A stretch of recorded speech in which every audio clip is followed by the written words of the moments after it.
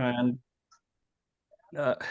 okay, good evening, everyone. As you just heard, this session is going to be recorded, and we're going to record up to the time of the end of the discussion between our guests. Welcome to this webinar from BC Nature. We're hoping to have many of these to come, but this is a very special one. We are going to be talking about this book, and we have the author of the book here, and I'll introduce her in a minute. Just a quick, by way of introduction on the format. So we're going to have 30 to 40 minutes of discussion with our two guests. And then after that, we'll have about 15 minutes or so for open questions from the participants. And you're going to remain muted throughout. So if you have a question or a comment, please put it in the chat. And Kefra Beckett is doing the technical side of things this evening, and she can look at your questions and then read them out. And so we'll do that at the end. So our two guests this evening are Jennifer Bonnell, who is the author of this wonderful book, and I expect all of you to have already read it or going to read it. Jennifer grew up in Vancouver Island and received her master's or MA in environmental studies from UVic in 1999.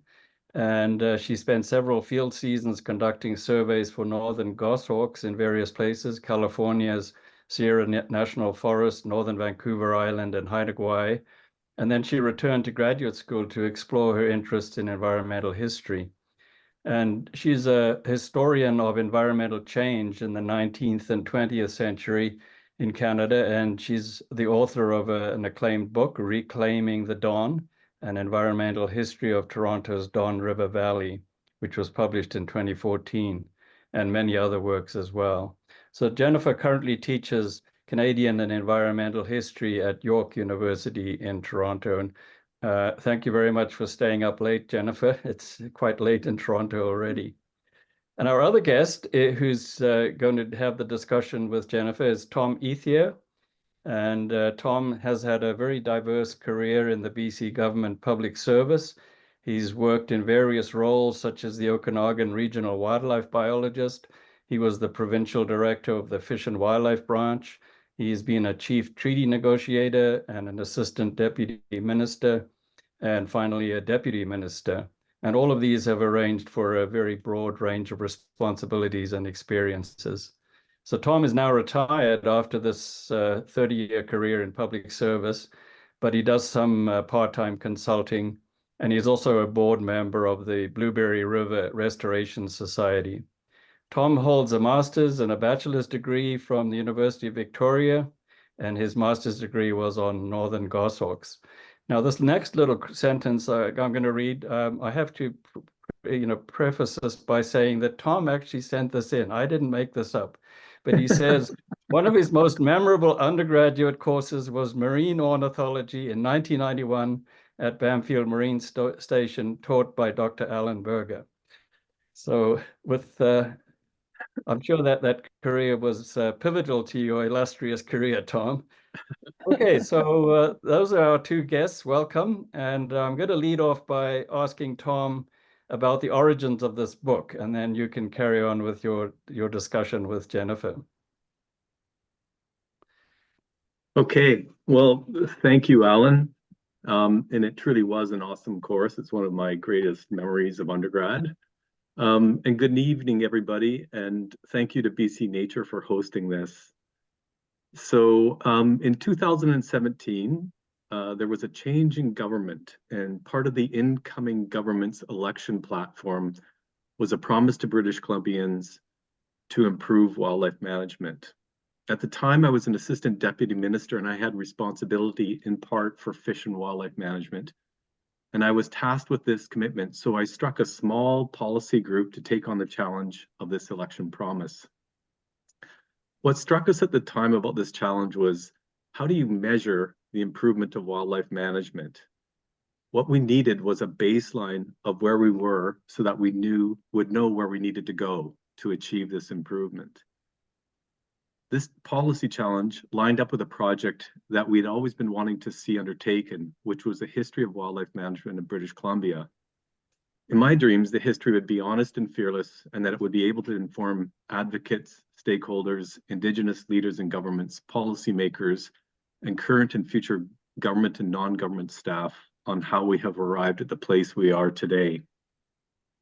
So with this kicking around in my mind, I had a chance encounter with my old friend, Jennifer, who I worked with on goshawks back in the 90s, through a mutual friend, Paul Chittick. And we traded stories during this, we were having a beer together about where we were and what we were up to. And I was intrigued by Jen's profession of being an environmental historian. And I also recalled a short history she did back in the 90s on displaced forestry workers. So during this conversation, I kind of pitched this idea to her about doing a project on the history of wildlife management in BC. She didn't say no, she did seem interested in it. And so I made the appropriate introductions to the policy team, and specifically Jennifer Salakis, who was the director of Fish and Wildlife at the time. And as you will hear, the community that Jennifer Salakis introduced Jennifer Bonnell to was very supportive of her mission and helped in a significant way to shape its final outcome. The book traces the evolution of human-wildlife interactions in British Columbia, starting from pre-contact Indigenous land stewardship and governance to the contemporary challenges faced by diverse communities today. The narrative explores how governments, Indigenous governments, various stakeholders have shaped, implemented, or reacted to wildlife management policies, resource development activities, and their consequences. So now to the main event. So Jen, you grew up in the Cowichan Valley. Tell us a little bit about yourself. Tell us about when you first started to really connect with wildlife and writing. Thanks so much, Tom, and thanks so much to BC Nature for hosting this event. It's just a privilege and a pleasure to have a chance to speak with people across the province about this book and about this project, which has really been a real dream to really return me to a place that means so much to me, and pour my heart into this project for a few years. So I've enjoyed every bit of it. In terms of how I came to this, I spent, I guess, my first 9 years, if we're going that far back, in Victoria, and family trips to Whitty's Lagoon and East Sig Park, and really sowed a real love of nature from early on. We moved to Duncan when I was 9, and I think in some sort of, my parents we got horses as part of that move, and moving to a more rural place because we were horse crazy girls, and riding through like a lot of trail riding, a lot of just time where my parents didn't even know where we were half the time. But I think a lot of alone time in nature really seeded a long time interest in creatures, in animals, in place, and in history. And I think also living through a time of a lot of rapid change in the countryside around me, turning into subdivisions. And I think many people here can appreciate that. I think really creates an interest in history and how things came to be the way they are today. So those are some of the reasons, I think. And then getting into an environmental studies degree at UVic, I did a degree in English and environmental studies there, and that really cemented my interest in environment. And so then what was the path that took you from UVic all the way to York University in Toronto? Yeah, my parents were always like, "You're going the wrong way. You're supposed to go east. You're supposed to come west."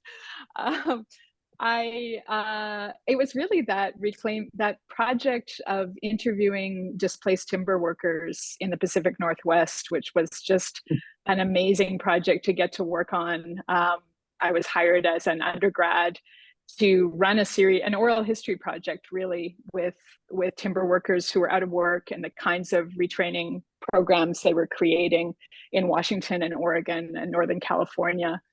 a real love of interviewing people and spending time with people and hearing their perspectives, I think, was a part of that project. I ended up doing an MA where I looked at the Giksan and their mapping initiatives in preparation for land claims, and oral history and mapping and history were sort of interlocking themes in that project. And then I think I'm just an inveterate traveler. I'd lived in Chile for a while. I'd traveled through Central America, and I just wanted to keep moving. I had an aunt in Toronto, and I ended up popping up there. It's really the story of it. But I sort of discovered environmental history as a thing. I didn't have a single course in history to my credit until then, and got drawn into, I met some people who were actually British Columbians. There's a group of British Columbian historians who work in and out of Toronto. I sort of fell into this community and ended up doing my PhD, and environmental history seemed like just the perfect mix of the things I was interested in: place and people and change over time. Well, we're glad that happened, I must say. And this isn't your first environmental history book. Alan mentioned the work you did on the Don River in Toronto. Can you just tell us about a few of the books you've done, or whichever ones you want to share? Yeah, I promise I'll be brief here. The project I did for my PhD dissertation was this history of the Don River in Toronto, which, coming from Duncan with the Cowichan and the Chemainus, I was horrified to discover this very neglected, very small, sad-looking river that is on the eastern side of Toronto. But also sort of fascinated in that there was an entire community of citizen activists who really, really cared about this place and spent their weekends pulling tires out of the river and shopping carts, and spending hours at council meetings, for city council meetings, trying to imagine a different future for a river that had been straitjacketed by rail and highway. And it was really inspiring to see people still imagine a really different future for this river. So it started out as kind of, I thought I'd do another oral history project. It turned out there was just so much in the archives that I created an archival history of changes to this river, and not only its history of pollution and engineering change, but also its history of homelessness and the social history surrounding the river. I've done other works on how to write about animals in history, so that sort of led up to this project in a way. And I have a current ongoing project on honeybees and environmental change in the Great Lakes area that beekeepers are really good at keeping good records. So I'm really having fun with that project. That book is to come out still? Yes. Oh, wow. Okay. Yeah. This book really set me off course. I was busy writing that book, and then I got sidetracked to write this one. Yeah. Well, as we both know, you can't blame that entirely on me. That is absolutely true. Okay. Well, thanks, Jen. So let's get into the book, and I will hold it up for our audience here, and hopefully you can see it. Stewards of Splendour is the title. A very subtle and elegant book cover with tracks of mammals, tracks of birds, and there's also a very interesting, I think, barefooted human, and then a hiking boot going through it. So Jen, I really was struck by the subtlety, but also the the story that your cover does tell here. And maybe you want to just speak a little bit about the cover and the title and how you came to it. The cover of the book really was the work of an amazing designer named Lara Minja, who I'd like to give a shout out to her. She really just took the concept of the book and came up with this idea of, the book is about people and animals in history, people and wildlife. And so I loved that she took that long time span that the book covers, 250 years, about and thought about changing human interactions with wildlife and represented that in the traces on the cover. But there's a really interesting story about the cover too, because the first version of it Thank goodness for Rod Silver. So I just have to give another shout out to Rod Silver, who was a real champion of this project from the beginning.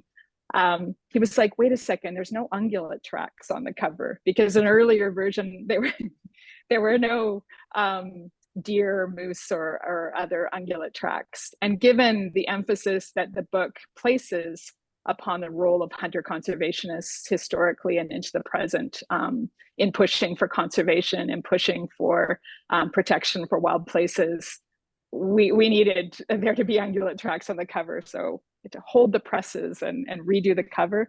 But I'm really happy with it.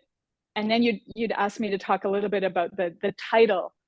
The title is, and I talk about this in the first chapter, the provincial motto for British Columbia is "Splendor without diminishment." At least that's the rough translation of the Latin. And of course, when you listen to that, given the state of the province today, I think you can't help but interpret that title with a certain degree of irony.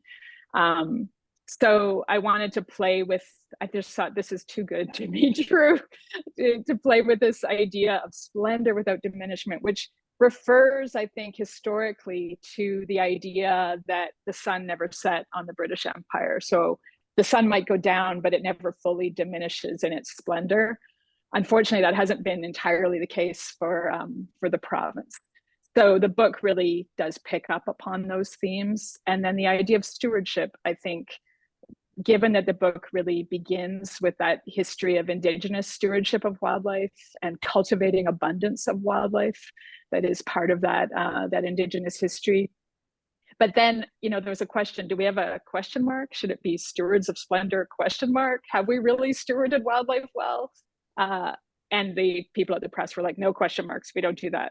So anyway, I kind of talk about that in the opening chapter. It's a question that the book poses. How well have we stewarded our inheritance? Yeah, it's a great title. I really like that, and great cover.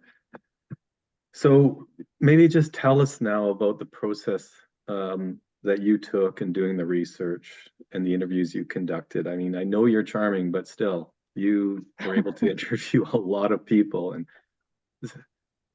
certainly the mission and the passion that comes with people who are dedicated to wildlife conservation is there. But still, what was your research strategy and techniques? Well, I think the support of the wildlife branch in funding me to come out and interview people in person. So this was before the pandemic in 2019.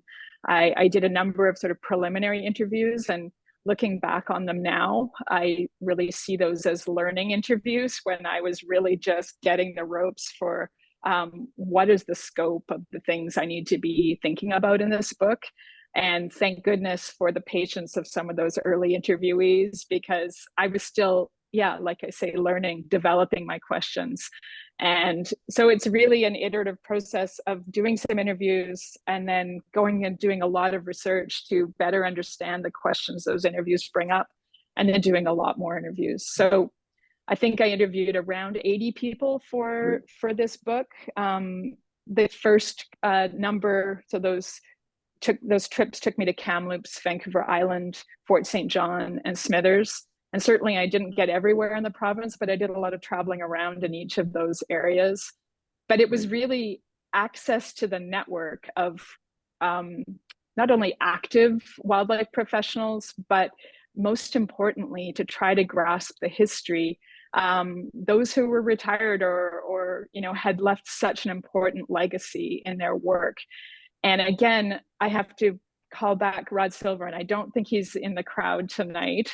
But Rod he opened so many doors. He has such a network of what I call wildlife royalty in the province: naturalists, hunter-conservationists, people working in conservation organizations. And he would write to people in advance and say, you should really talk to Jennifer. And thank goodness, because through him, I really got to interview some remarkable people, and many of them passed as I was in the process of writing the book. So that made it even more, I think, poignant that at least those interviews, I hope, will go to the BC archives. So the transcripts were all produced and the audio is there. But those interviews informed the book. Yeah. Wow. Huh. Archives too. Archives and tons of government reports, scientific reports, just an enormous amount of material that's partly due to the digitization that occurred during the pandemic. I just had a lot of access. Huh. So you do mention the pandemic, and this was largely done during COVID. So do you think it was easier? It sounds, in a way, I'm listening to you going, oh, maybe you had a captive audience to do your work, but it must have been difficult to do this as well. Like, yeah, you started at the very maybe just before COVID and completed. Yeah, I started in March of 2019, I think. And so I had that first summer of interviews, thank goodness, and into the fall. And then I was already starting to do more and more telephone and Zoom interviews, telephone mostly. The pandemic, I think, was challenging, but also it created such an enormous opportunity to focus. And so I had a sabbatical that year. So I was just basically at home with nothing going on anywhere in the world. And while other people, around me were dealing with young toddlers and things, our kids were a little older. So anyway, I had an opportunity to really just sit down and focus. And as you know, Tom, this was supposed to be a 90-page report and it turned into a very large book. But we're lucky for it. The pandemic helped. It also, I shifted with technological change in the pandemic. The Zoom becoming as good as it did, as quickly as it did, meant I could interview more people that way. But also archivists were busy digitizing material. Like I couldn't access any archives, any libraries. I couldn't travel. And so that sort of cut off a whole layer of what was going to be an impossible task of traveling and doing multiple archival visits. It would have taken years to produce this book if I'd gone that route. Yeah. In this case, I would write to an archivist or a librarian and they would digitize and send me material. So there was a lot of generosity of people. And then there was just a lot of material available on the web, like scientific reports from the 1940s, 1970s. I could just type in what I was looking for and there it was. So yeah, it was great that way. Yeah. Time was different during COVID, that's for sure. It sped up and slowed down at the same time. Yeah. So you've mentioned the interviews, and I am sure each and every one of those interviews was absolutely fascinating. So it's maybe unfair to ask you, but for me and for the audience, is there one or two that not necessarily stick out for you, but are memorable and you'd want to share with us? Yeah, I'll share a few names. Well, Genevieve's here in the audience. She was one of my first interviews, so she put up with a lot of silly questions. And I loved hearing about her work in the Cowichan Valley, which is a place I know pretty well. And Genevieve gets a shout out in the last chapter. Those of you in the audience, please turn to the last chapter to read about Genevieve. A few others, Ray DeMarchi was unforgettable. And that was also an interview in the Cowichan Valley off Knipson Road. And I got to meet him and Carol, who I'd heard a lot about and hadn't had the opportunity to meet. And of course, guess what? I was there for almost 5 hours. And Ray just laid out all the people I should talk to and gave me lots of good gossip and had, of course, a lot of really opinionated ideas about wildlife. So he resonated throughout the rest of the interviews. And I think because I'd interviewed Ray, other people were willing to talk to me. Oh, wow. Ralph keystone Ritchie, interview. He was a keystone. And these were all set up by Rod. Thank goodness. Ralph Ritchie in Kamloops was really fantastic. So Ralph at that point was in his 90s. So he was probably my oldest interviewee. Both Ray and Ralph have passed while I was writing the book. And while Ralph was there with his son, Frank, who was helping with the interview. And there was a pair of binoculars. We were sitting out on his deck and Ralph kept spotting bighorn sheep on the hill behind his house in Kamloops. So we had to keep stopping the interview and looking at these sheep. And he told me the whole story, of course, of how he brought those sheep back to Kamloops. Those were his sheep. Oh, yeah. So there was some good storytelling there. I'll just mention two others briefly. Helen Schwanja, the now retired provincial wildlife veterinarian, was fascinating to talk to. And Bill Blackwater Jr., who also died while I was writing the book. Gitxsan hereditary chief, so generous, and that was such a heartfelt and emotional interview. Yeah, it was great. So I find your writing, and I find the writing in the book is just very, very beautiful, but you still remain objective. So, and this is no comment to any of the academics in our audience, but not all the academic writers can pull that off. And I'm just wondering, what writers do you look up to? Who do you take inspiration from in terms of what makes you sort of like, wow, this was good writing? Well, I have some academic writers that I'd point to, but I don't think they're household names, so I won't name them. Instead, I've been absolutely fallen into a rabbit hole of Robert Macfarlane's incredible British nature writing. I just can't get enough. And I had the brilliant opportunity to take Robert Macfarlane along the Don River in Toronto. Really? This last fall. He's writing a new book on rivers, and his publicist, he had a free afternoon and he said, I just want to go walking on the Don with someone who knows something about it. So I got to be that person, and it was fantastic. So yeah, Richard Mabey is another British nature writer. I love his book, The Unofficial Countryside, is just electric prose, really accessible and so beautiful.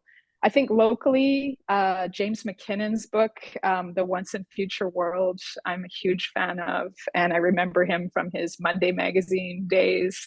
So as a BC writer, Lenore Newman is another writer who she wrote Speaking in Cod Tongues. So she's interested in food and environment and has a BC connection. Thank you. I love getting other people's book lists. Jen, what surprised you most, if you can just sum up a couple of surprises where you just said, I didn't see that coming? Yeah, I mean, after you're doing so many interviews and looking at, so much histories of initiatives, like the book showcases specific individuals and specific initiatives as well as particular species over time. So it gives you like little deep dives as you go. I guess the thing gathering up all of that at the end is really this passion for wildlife that I was so struck by across really very different demographic divides.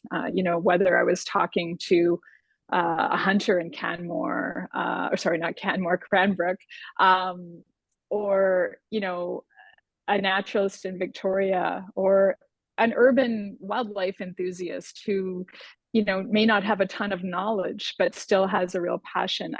British Columbia strikes me as a place where that passion for wildlife runs deep, and it pops up in different places. So that's one of them. And the extent to which people in each of those categories have really devoted their lives to wildlife. So whether it's a hunter working to restore wetlands on the weekend, or someone working in a conservation organization writing grant proposals, there's a life devotion to wildlife. And I guess in a way, these aren't terribly surprising being a British Columbian, but they strike me after traveling to the extent that I have and living elsewhere. This makes British Columbia a really special place. And I think the opportunity to really research and understand this history of the long legacy of particular individuals in British Columbia history, so wildlife history, people like Ian McTaggart Cowan, of course, but James Monroe and others. You know, their legacy lives on, and I'm glad that they're celebrated in books like Brian E. Penn's book on McTaggart-Cowan and others. So I think that history of innovation in the province is another thing to celebrate, and something that strikes me. You know, the creation of the BC Nest Record Scheme and things like that were produced here in the province to attempt to grapple with the enormous diversity and specialness of this place. Yeah. So, yeah. That's so cool. So I think I just want to quickly ask you about this, because I was struck by, when I was reading the book, about how quickly I could fall into it. Now, it's true, I spent a lot of time in this world, but I still found the accessibility of your book very smooth. Is that the right way to describe it?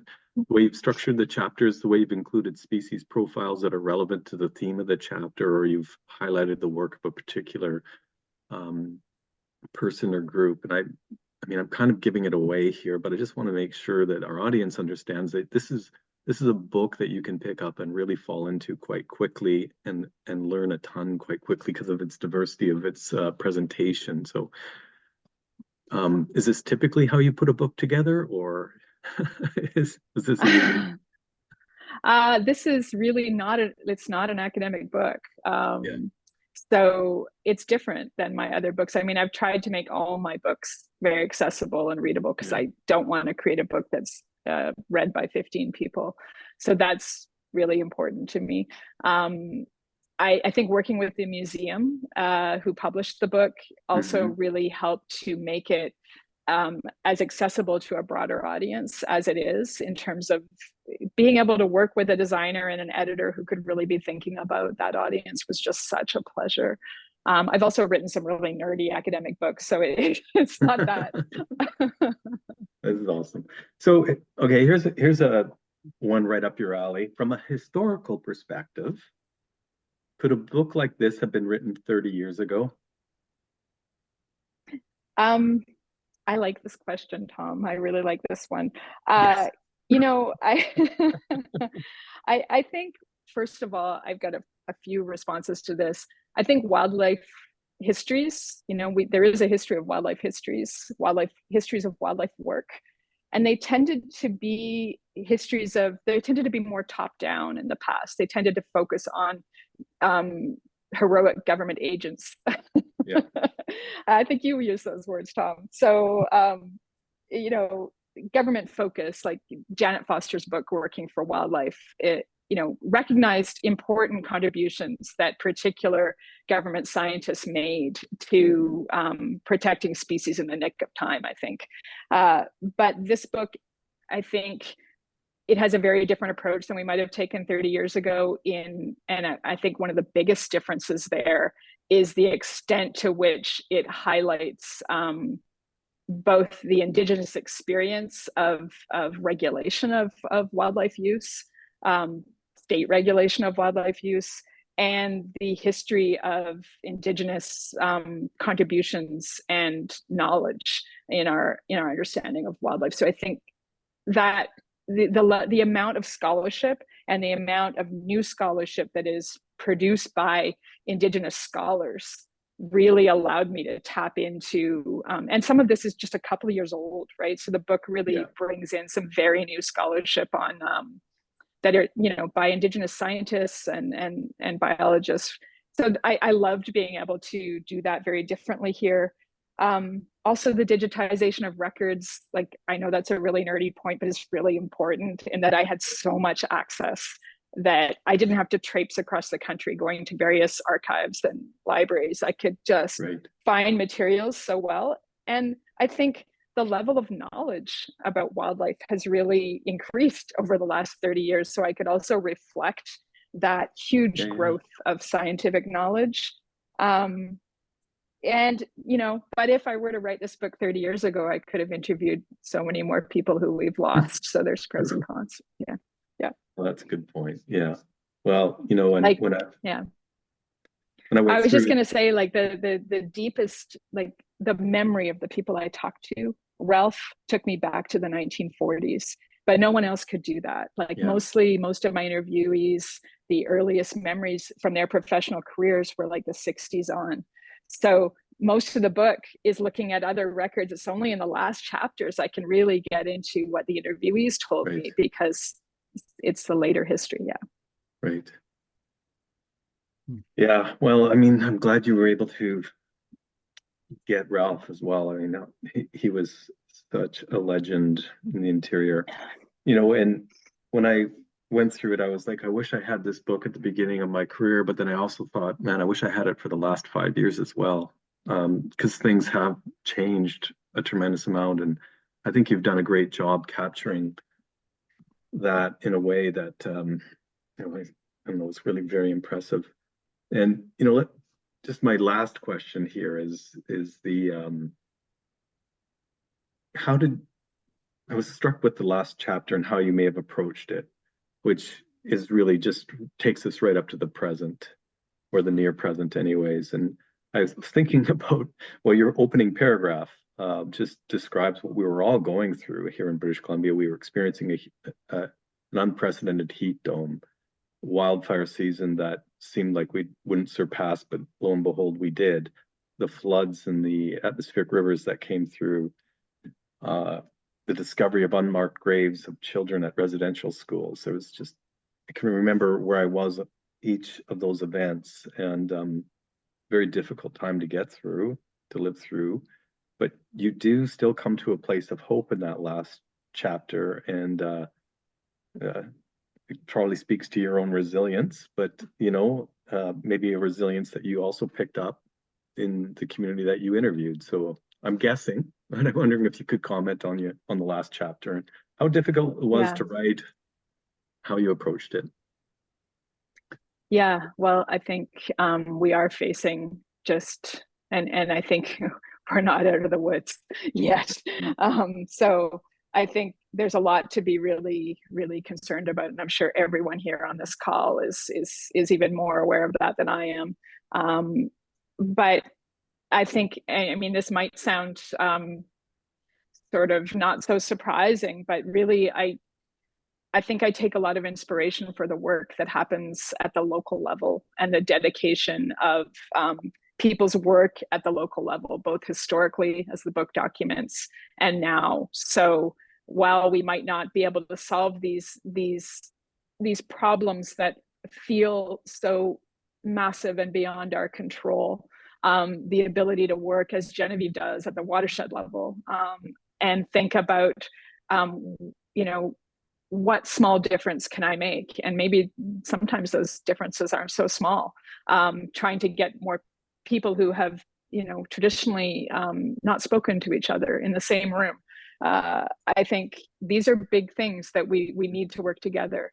I think I was also inspired by, the BC government who funded this project. They're Together for Wildlife Strategy. And I wasn't asked to say this, by the way, but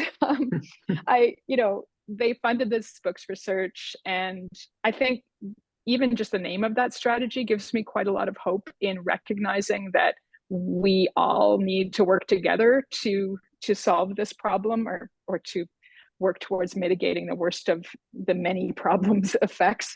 And I think this book really aims to reduce that kind of polarization that's developed between hunters, naturalists, urban conservationists, urban wildlife enthusiasts, by trying to build understanding of our shared history. And so that opportunity to contribute to that dialogue around reducing polarization, I think I didn't take that lightly. I think the other thing that I mentioned earlier that I took a lot of hope from, and it was Ralph Ritchie actually who pointed this out, was the massive increase in the knowledge about wildlife, not only among wildlife, biologists and scientists, but among ordinary citizens of, ordinary Canadians. He really wanted to make this point. He said, you wouldn't believe the difference between like the 1940s and today in terms of what an average person knows about wildlife, whether they care about wildlife or not. And whether they are able to identify the tracks of a particular species, probably not as well as, obviously a trapper could in the 40s. But there's the science around certain aspects of wildlife, the ability to go to an educational show at a museum, or those who had the pleasure of going through the park naturalist programs, which is also featured in this book as such an important BC innovation. So that the fact that we have come to a greater level of understanding gives me hope that we might start to work a little better towards and work better together. Yeah. Right. Okay, well, thanks, Jen. Thanks for your time, and thanks for your great contribution to British Columbia with this book. So with that, I can turn it now back to you, Alan. Okay. All right. The next phase. That was really wonderful. Thank you, both of you. The next phase is people can put questions in the chat, and Jen will and Tom will address those, and Kefra is standing by to receive them. So while that's going on, I'm going to sneak in a question. And this kind of links in with what you've just been talking about, this Together for Wildlife idea. In the past 20 years, there's been a growing priority to include the Indigenous nations and bands in the decision making. And this is obviously a much needed thing. But you point out in the later chapters that some of these government to government negotiations sometimes leave out other people that have an interest in wildlife, such as hunters and naturalists. And you mentioned the Together for Wildlife option, but I just wonder how can negotiations and land use decisions be better managed to include all people of BC? And Tom, with your experience, you could answer that as well. But I'll put that to both of you, actually. So if you want to go ahead, Jen. That's such an easy question to start with, Alan.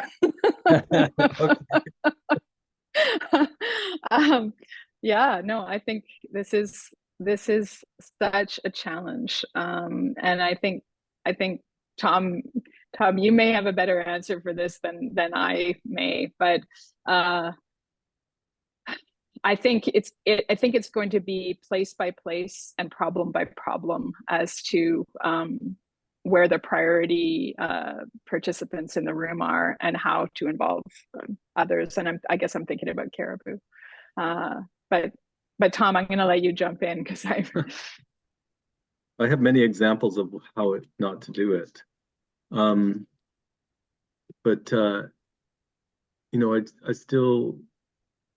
guess I'll start with saying that the provincial government, the Crown, does have a fiduciary responsibility to ensure that they are managing for Aboriginal rights. And I would say that maybe in Jen's book, she's probably kind about this, but it wasn't always the first thing to do. But I think by the time I left government a year and a half ago, it was the first thing to do. And it was a change, I think, that struck people who had been used to being very deep in the consultation and finding that they didn't have necessarily, they didn't find that they were right at the front every time. It was a bit of a challenge in terms of meeting with them, talking about what we needed. We were really focusing in on making sure we understood what is the requirements to meet the Aboriginal interests and needs. So that, I think, is what the Together for Wildlife was really trying to do, is to try to bring together both the metaphor, but also bring together the system to ensure that can be achieved, but also what can be achieved is bringing all of British Columbians in who are ever interested in a particular issue to make sure they're heard and they can see that they're heard in the decision that's made. I still think that there is work to do, but I think that even having the language to talk about it now is better than it was 10 years ago. And it will require everyone still continuing to lean in on the projects, on the issues that you care about. and finding that way and helping government figure out its own way through it as well. Yeah. Yeah, Great. and I just add briefly that the book also includes fish, as that it takes an everyday people's version of wildlife rather than government and jurisdictional definition of wildlife. And I think the story of the management of the salmon fishery over time really illustrates why there needed to be a shift towards a greater appreciation for Indigenous rights in terms of managing that particular, and that's of course a commercial fishery. It's very different than the ways other wildlife are managed, but I think it illustrates very well the story of marginalization of a subsistence use. Yeah. Yeah. Great. Kefra, do we have any questions yet? Or yeah, I've got a few in my private chat here. okay. I'll start from the beginning. I have one question from somebody who hasn't read the book, and I know you've touched throughout these questions about certain sections, but they're wondering if you could give a bit of a summary of some of your key findings from the book. Okay. I actually don't have the book with me. I'm away from home at the moment, so I don't have the section, the headings with me. But I'd say that the book really, like I said, it's 250 years of wildlife history. It begins with Indigenous wildlife conservation, a chapter on the sort of pre-1774 period. And I think one of the main conclusions of that section of the book is looking at, acknowledging that certainly there are instances of overhunting in any people's relationship with wildlife, but that the remarkable ability to cultivate abundance. And again, the salmon fishery is so interesting here because the amount of fish that were harvested by coastal peoples was pretty similar to the commercial fishery on the coast in the amount in the 60s and 70s. So, I mean, we're talking about a lot of fish, and the ability to continue to cultivate that abundance, not only with fish, but with other wildlife species, is one of the things that part of the book highlights as a main takeaway, as well as different forms of knowledge and different ways of cultivating abundance through fire and other methods, for example. It looks to the 19th century, the period of settlement and the role of market hunting, and I guess the implementation of the form of wildlife management that sort of North American model of wildlife management in terms of ending a market hunt as being very instrumental to preserving many wildlife populations in the province.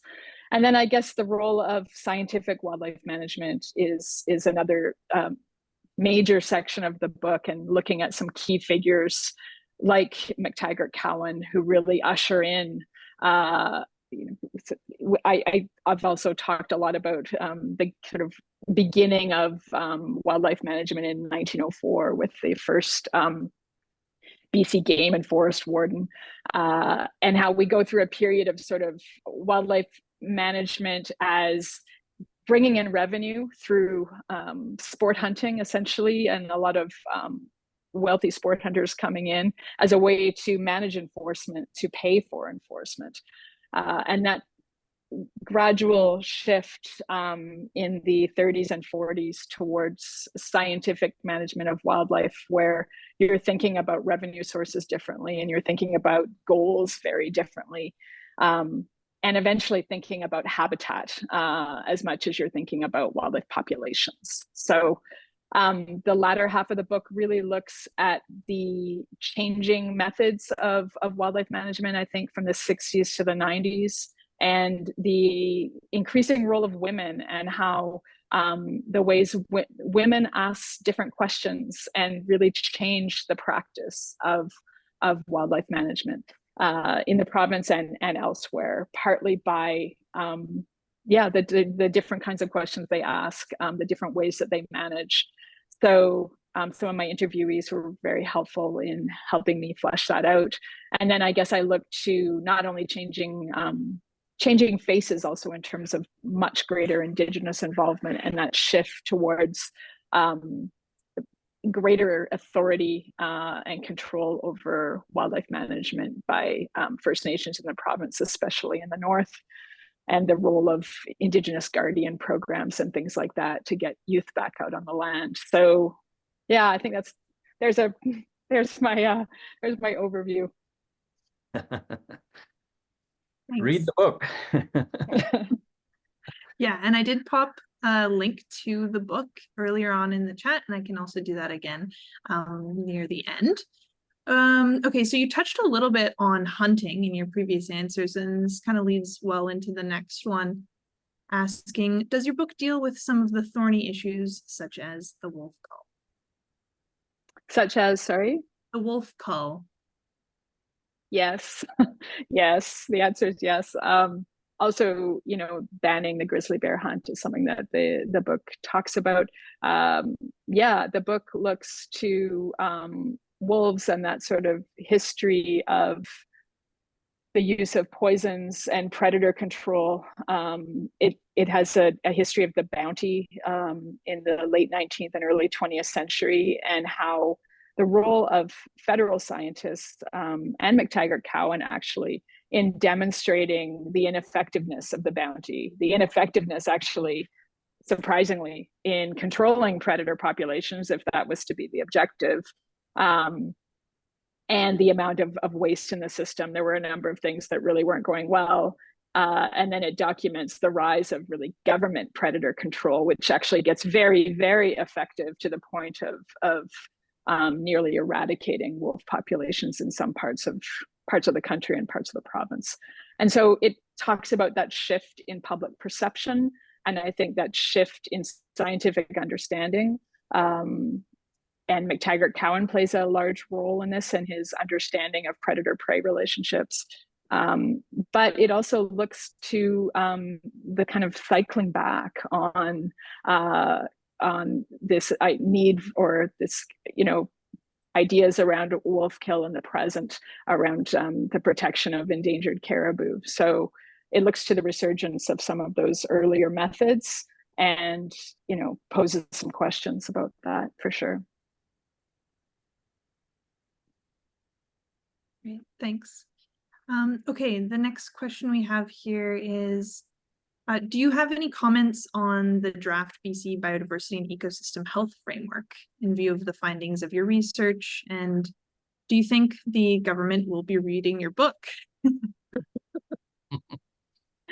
Well, yeah, I think at least the wildlife branch, bought a number of copies, and I think the idea was to produce a 90-page report that would be used as part of onboarding for new government wildlife staff. But now they've got this giant 400-page book that lands on their desk. So whether people will read it, I hope. I have to say I haven't reviewed this draft biodiversity policy that you mentioned.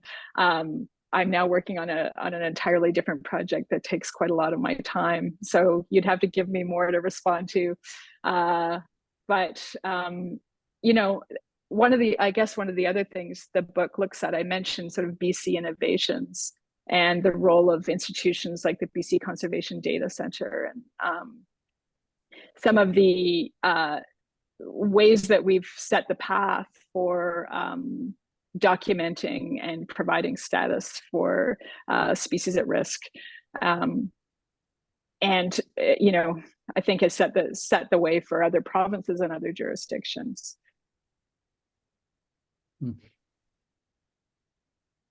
Great. Okay, well, that is the end of the questions that I've been given. I don't know if maybe Jennifer or Alan or Tom got any in their direct chat, but those are the ones I have.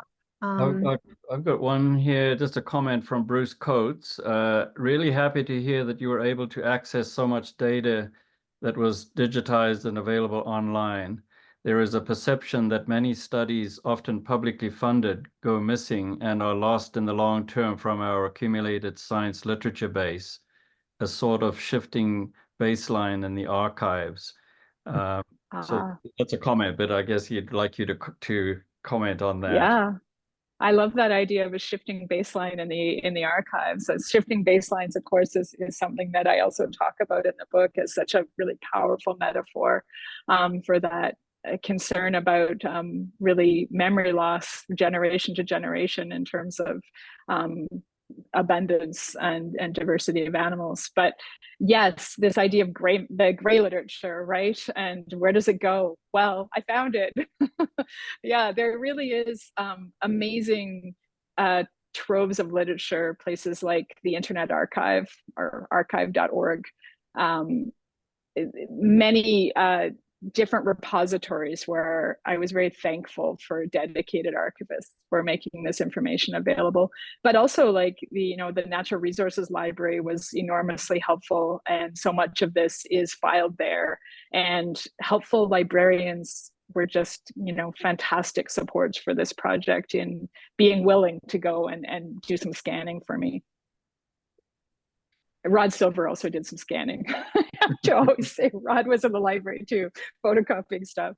He sent me so many of the reports that I worked with, or newspaper articles that were coming out. I think I had, every single day I'd have a new email from Rod with something else to consider. So much of the source material that I used in the book is partly due to him. He was like, retired biologists, like, they're so busy doing all this work and sending me material on the side. It was wonderful. Yeah, just along those lines, I don't know if people realize, but about a quarter of the book is actually reference material. It's for anybody who's working in wildlife, it's an incredible resource, just to be able to tap into all the work that Jennifer's done, and it's all right here. It's just incredible. So the book itself is wonderful. One of the things I should just comment on is that what comes through in your book is the joy that people get out of wildlife. It's sort of a theme that pops up recurrently in your writing, and it just makes it really makes it easy to read the book, and also it just makes it realize that people in British Columbia really do like their wildlife, and they get a lot of pleasure out of it. The entomologist won't be happy with me because insects do not feature in the book, I'm afraid. I had to draw a line somewhere. Yeah, that's right. Yeah. Volume 2. There's a question from Genevieve. Genevieve Singleton says, I think it is fascinating that you, Jennifer, as a woman and not from a traditional wildlife profession, was asked to write this book. This is a big step forward. Can you reflect on this from your perspective? Thanks for a great book. Thanks, Genevieve. Yeah, I think I was concerned in that I was kind of coming at this as an outsider in many ways. I hadn't worked in wildlife since the 90s. So yeah, really, I was an outsider there. I wasn't living in the province anymore. But sometimes I think not being right in the weeds and knowing this material so intimately and deeply allowed me to step back, which is what historians really need to do, right? You need to be able to have some distance, especially, I think having some distance from the issues in the present allowed me to perhaps be more objective about these multiple perspectives on these issues in the past and in the present. And I think if I had been actively working in the sector, it would have been very difficult to have that ability to step back a little bit. But that said, being someone who's based in Toronto and trying to do interviews with, retired biologists and hunters across BC, if I didn't have Rod opening those doors for me, and if I didn't lead with, I grew up on Vancouver Island, I don't think anyone would have talked to me. It's important that BC connection. Okay. Any other questions, Kefra? No, you asked the last one that I had on my list as well. So okay. Perfect timing. Okay, well, we intended to wrap up after an hour, and we've done just that. So just remains for me to say a huge thank you to Jennifer and Tom for a wonderful discussion and really thought-provoking questions and responses. it's just it's wonderful. And thank you, Jennifer, for producing such a wonderful book. It's certainly going to make a huge change in how everyone who reads it should look at wildlife and the way we've managed it, and the mistakes we've made, and the things we can do better in the future. So thank you very much for that, and thank you very much to the audience. It's we had a good number of people, and I'm sure people have learned a lot. So thank you very much. Thank you, and thanks to Kefra and to Stuart, Guy, for the invitation here, and thanks to you, Alan, for hosting. Thanks very much. Okay, it's been a pleasure. All right, good night, everyone. Thank you.